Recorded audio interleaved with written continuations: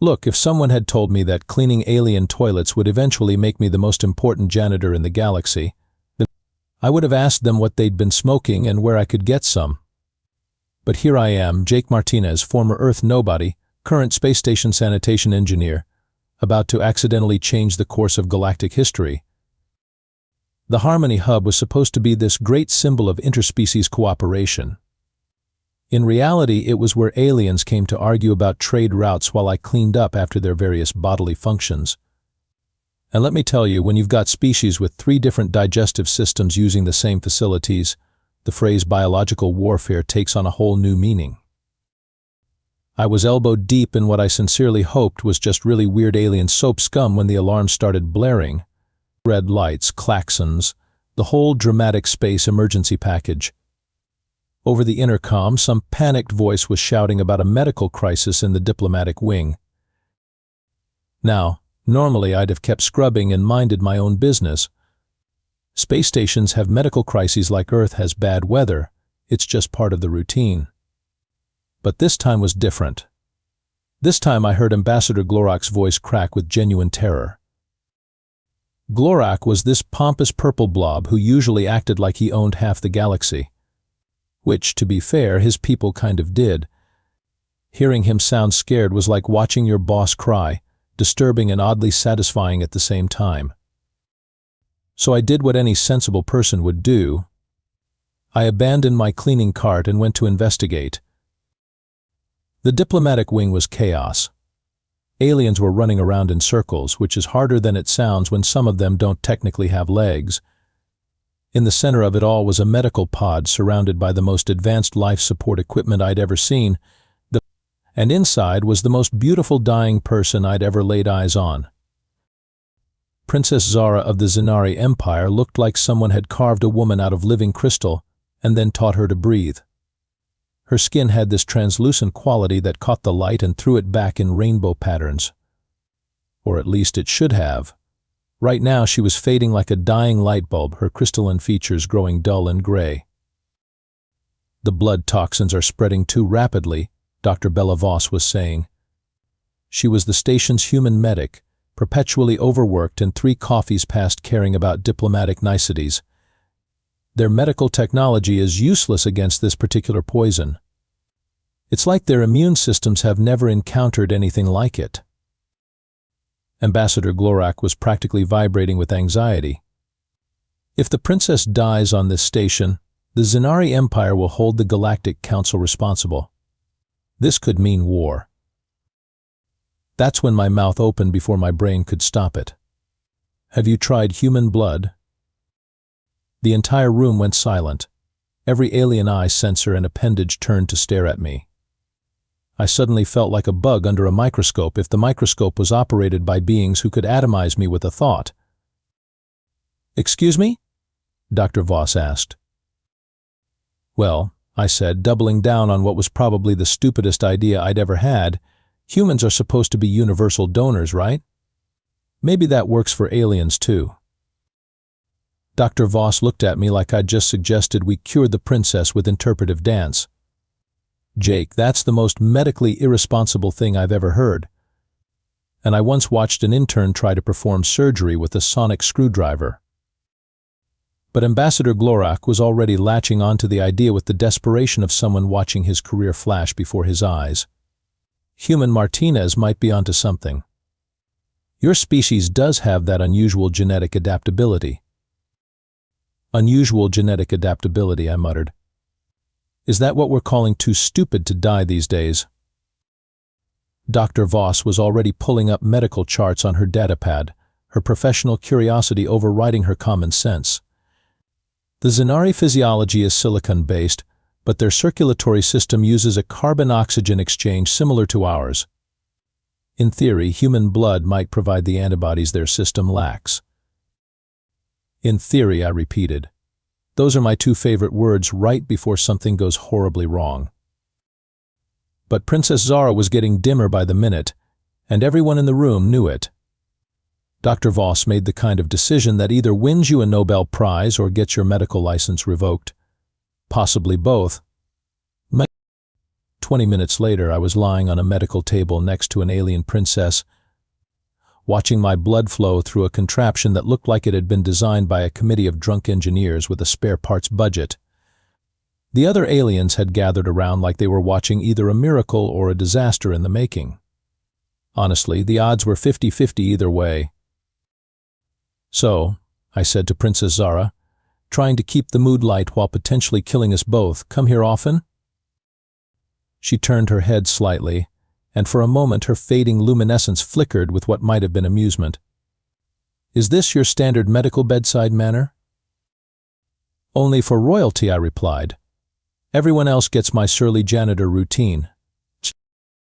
Dr. Voss was monitoring readouts that meant nothing to me but apparently everything to her increasingly excited expression. "Jake, your blood chemistry is actually stabilizing her system. The human antibodies are neutralizing the toxin." As we watched, Princess Zara's crystalline skin began to regain its luster. It started slowly, like someone gradually turning up a dimmer switch, but soon she was glowing with the same ethereal light as when I'd first seen her. The collective sigh of relief from the assembled aliens could have powered a small spaceship. "Well," I said, watching the color return to her translucent features, "that's either the best thing I've ever done or the worst mistake in human history." Princess Zara sat up slowly, testing her restored strength. When she looked at me, her eyes held a depth of intelligence that made me suddenly aware of how out of my league I was. "Human Jake Martinez," she said formally, "you have saved the life of the Zenari heir. By the ancient laws of my people, this creates a blood bond between us." "A blood bond?" I asked weakly. Ambassador Glorak cleared his throat nervously. "Congratulations, Human Martinez. You appear to be engaged." Dr. Voss snorted with laughter. "Jake, you just accidentally proposed to an alien princess. That's got to be some kind of record."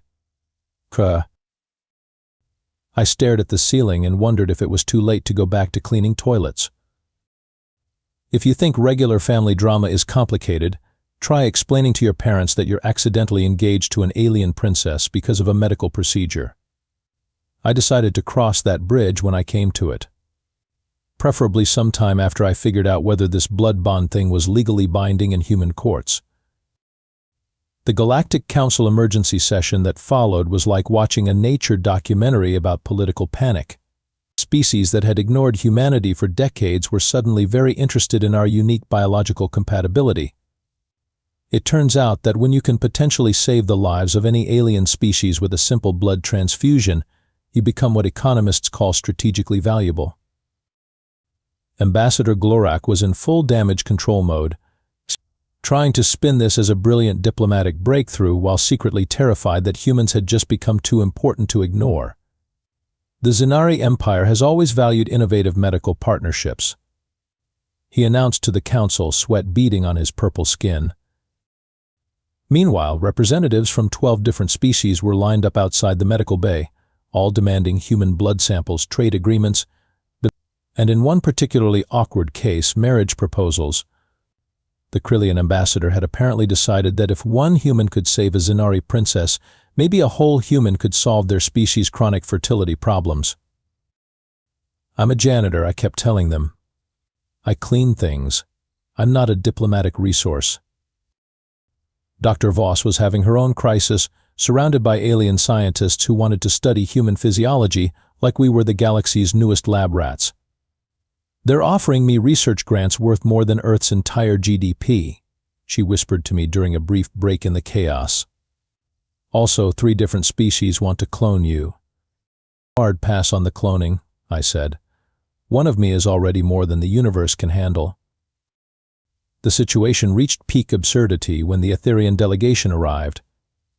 They were these floating jellyfish-like beings who communicated through color changes, and they'd apparently decided that humans were the key to achieving some kind of mystical enlightenment through blood communion.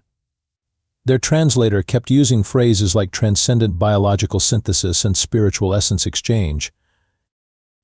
"They want to worship you," Dr. Voss explained helpfully. "Great," I muttered. I've gone from cleaning toilets to being a space god. This day just keeps getting better. But the real chaos came when Princess Zara entered the council chamber. She'd changed from medical robes into something that looked like formal diplomatic wear made from crystallized starlight. Every conversation stopped as she walked past, her recovered radiance making the room's lighting fixtures look embarrassed by comparison. She moved through the crowd of alien dignitaries like she owned the station, which, given her family's political connections, she probably did. When she reached me, she smiled with the kind of confidence that comes from being raised to rule star systems. "Jake Martinez," she said loud enough for everyone to hear, "as the heir to the Zenari Empire, I formally declare that humanity shall be granted protectorate status under the Crystal Throne." The room erupted. Protectorate status was huge, the kind of political protection that turned minor species into major players overnight. Ambassador Glorak looked like he was about to faint, which would have been interesting since I wasn't sure his species actually had circulatory systems. "Your Highness," I said carefully, "shouldn't you check with your parents before handing out galactic citizenship?" Her smile turned slightly wicked.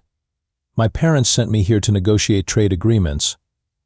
I'm simply expanding the scope of our negotiations." And that's when I realized that Princess Zara wasn't just some delicate royal who'd needed rescuing. She was a political chess master who'd just used her near-death experience to justify the biggest power grab in recent galactic history. I was definitely out of my league.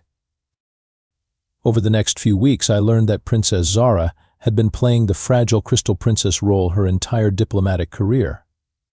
In reality, she had a strategic mind that could calculate political probabilities 3 moves ahead and a sense of humor dry enough to power a desert planet. "You do realize," she said during one of our planning sessions, that your entire species just became the most valuable medical resource in the galaxy because you were too stubborn to mind your own business." "Hey," I protested. I was being helpful. "There's a difference." "Yes," she agreed. "Helpful stupidity is much more dangerous than regular stupidity." Dr. Voss had become our unofficial ambassador, mostly because she was the only human who could translate medical jargon into political leverage without accidentally starting an interspecies incident. She'd also discovered that human blood didn't just work as a universal cure, it actually enhanced the natural abilities of most alien species. "Jake, your blood is making Zenari crystals grow stronger, Krillian tentacles more flexible, and Etherian bioluminescence more vibrant," she explained while reviewing test results. "You're not just a universal donor, you're like a biological enhancement drug." "Fantastic," I said. "I'm a walking pharmacy." But Princess Zara saw the bigger picture. "This gives us unprecedented negotiating power. Every species that benefits from human medical partnership becomes invested in humanity's success." She was right. Within a month, we had established human medical stations in Zenari space, with Earth doctors working alongside alien physicians to develop new treatments. The Krillians offered us exclusive mining rights to rare minerals in exchange for regular blood bank access. Even the warlike Thaxons wanted to discuss peace treaties, apparently because human blood could help their warriors recover from battle injuries faster. I found myself in the surreal position of consulting on galactic policy while still insisting on wearing my janitor uniform to important meetings. It drove the pompous ambassadors crazy, which made it totally worth it. "Human Martinez," Ambassador Glorak said during one particularly tense negotiation, "perhaps you could dress more appropriately for these proceedings." "This is my work uniform," I replied. "And this is work. Just because I'm accidentally important doesn't mean I'm going to pretend to be someone I'm not." Princess Zara had backed me up with the kind of diplomatic smile that could cut through starship hull plating. I find Human Martinez's authenticity refreshing. So many diplomats hide behind ceremonial costumes to disguise their lack of substance. The subtle insult hit half the room, and I had to admire her technique. She could deliver political death strikes while sounding like she was offering compliments. Our partnership had evolved into something neither of us expected. She taught me about galactic politics, power structures, and the art of saying exactly what you mean while making it sound like something completely different.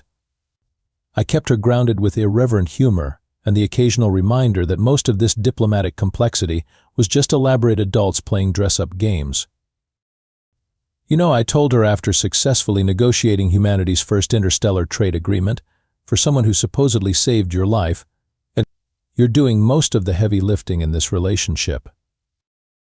Jake, she said with that wicked smile, you gave me something more valuable than life. You gave me the perfect excuse to reshape galactic politics. The blood bond was just a convenient legal framework. And that's when I realized I'd been outmaneuvered by someone who was playing a game I didn't even know existed.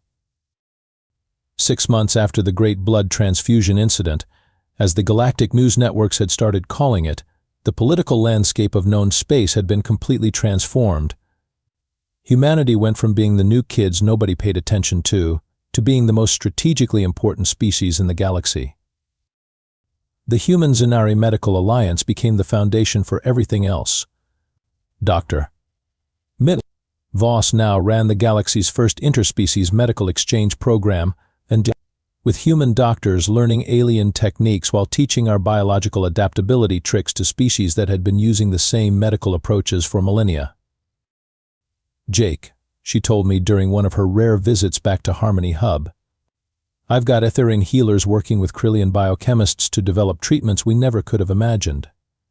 Your stupid idea started a medical revolution. My stupid ideas have a surprisingly good track record, I admitted. The political implications were staggering. Species that had been locked in centuries-old conflicts were suddenly cooperating because they all needed human medical support. The Thaxon-Viridian War ended not through peace negotiations, but because both sides realized they'd rather have human battlefield medics than keep shooting at each other. Princess Zara had used our alliance to position the Zenari Empire as the primary gateway between humanity and the rest of the galaxy. It was brilliant political maneuvering disguised as interspecies friendship. She'd effectively made her people indispensable to everyone. You've created the most stable galactic political structure in recorded history, she told me during one of our regular strategy sessions. All because you were too naive to realize that what you were suggesting was impossible. The Harmony Hub had evolved from a minor diplomatic outpost to the center of the new galactic order. Alien species that used to barely acknowledge each other were establishing permanent embassies here, all hoping to get better access to human medical partnerships. I still insisted on doing my janitor rounds, partly because someone had to keep the place clean, but mostly because it gave me an excuse to eavesdrop on diplomatic conversations. You'd be amazed what ambassadors will say when they think the help isn't paying attention. The humans are changing everything, I overheard the Etherian representative telling his aide. Their medical compatibility is forcing us to reconsider our entire approach to interspecies relations. Even Ambassador Glorak had come around, though he still acted like working with humans was somehow beneath his dignity. The Terrans may be primitive, he told a visiting delegation, but their biological contributions to galactic stability cannot be denied. Primitive, I muttered to Princess Zara later. Says the guy whose species invented faster than light travel but still can't figure out soap. The best part was watching other species try to figure out what made humans so special. They analyzed our genetics, studied our evolutionary history, and interviewed Earth anthropologists, all trying to understand why we were biologically compatible with everyone. Dr. Voss had the best theory. We're genetic chaos, she explained to a gathering of alien scientists. Humans evolved in such a messy, random way that we accidentally became adaptable to everything. We're not special, we're just really, really lucky. But Princess Zara had a different perspective. Luck had nothing to do with it, she told me privately. Your species survived by being stubborn, adaptable, and just crazy enough to try things that more sensible beings would avoid. That's exactly what the galaxy needed. The transformation wasn't just political, it was cultural. Human music, art, and entertainment were spreading through alien space faster than our medical technology. Apparently, species that could benefit from human blood also found human creativity fascinating. We've accidentally become the galaxy's favorite new cultural export, I told Dr. Voss. Earth movies are apparently huge on Krylia. Which ones? She asked. All of them. They think our disaster movies are documentaries and our comedies are historical records. And somehow, through all of this galactic transformation, I was still technically just a janitor. The most important janitor in known space, but still a janitor. A year after I'd suggested the galaxy's stupidest medical procedure, I found myself sitting in what used to be a supply closet but was now officially designated as the Office of Human-Xenari Relations. The title was longer than the room was wide, but it came with a decent view of the space lanes and all the alien dignity I could handle. Which was still 0, in case you were wondering. Princess Zara had just finished another marathon diplomatic session, establishing humanity's 15th medical partnership with a species I couldn't pronounce. She dropped into the chair across from my desk, still glowing but looking tired in a way that suggested even crystalline royalty had limits. The Quantum Collective wants to discuss expanding our medical cooperation to include temporal healing, she said. Apparently, human blood might be able to help with time stream injuries. Time stream injuries, I repeated slowly. Is that even a real thing? In this galaxy? Everything is a real thing somewhere. Dr. Voss knocked on my door frame, which was impressive since I didn't actually have a door. Jake, I need you to donate blood for the new Viridian Embassy medical facility. Also, 3 more species have requested human medical attaches, and the Galactic Health Organization wants to establish a formal human donor registry. At this rate, I said, I'm going to need to start charging by the pint. You joke, Princess Zara said, but human medical services have become the galaxy's most stable currency. Your blood is literally worth more than gold.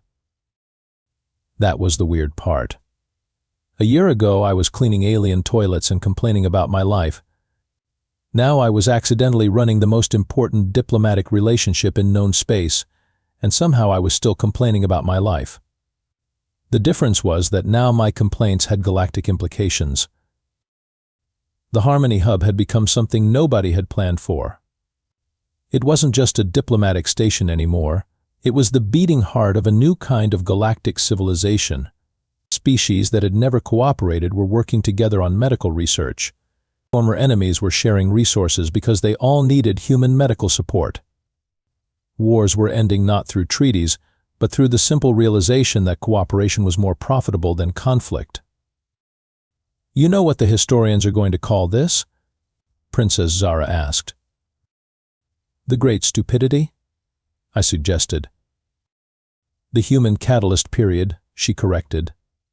The era when one species' biological compatibility accidentally created the most stable galactic peace in recorded history. I still prefer Great Stupidity. But looking out at the space lanes, watching ships from dozens of species traveling peacefully between stations, I had to admit she had a point.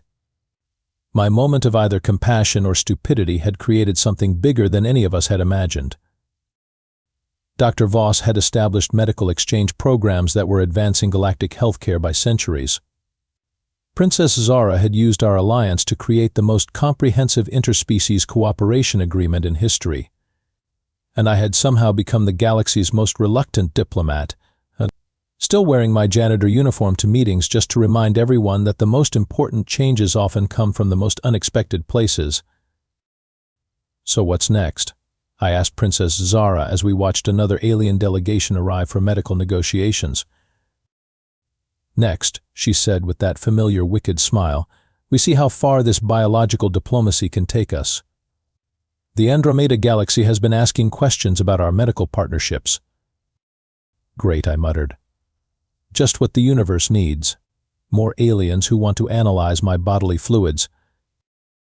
But as I watched the steady stream of interspecies cooperation flowing through what used to be just another diplomatic outpost, I had to admit that maybe my stupidity had accidentally done something right. After all, if you're going to change the galaxy, you might as well do it while maintaining your dignity as a professional space janitor. Even if everyone else insists on calling you a hero,